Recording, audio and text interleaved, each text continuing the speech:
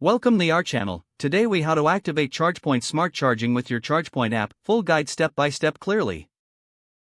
Open the ChargePoint app on your smartphone.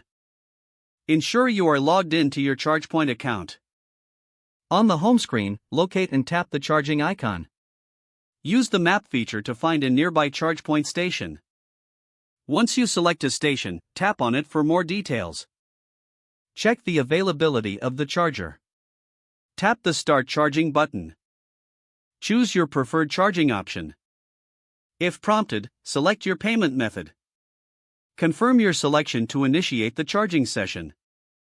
Connect the charging cable to your electric vehicle. The app will display the charging progress in real time. You will receive notifications on your phone as charging proceeds. Once charging is complete, disconnect the cable from your vehicle. Tap End Charging in the app to finalize your session. Review the charging session details for your records. If needed, provide feedback on your charging experience. If the page does not load, refresh the browser or try again in a private or incognito window.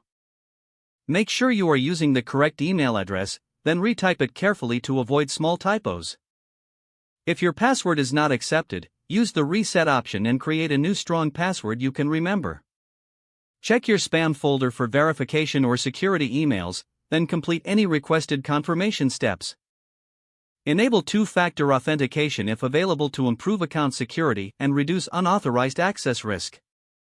After signing in, review your profile details so your contact information and settings are accurate and current.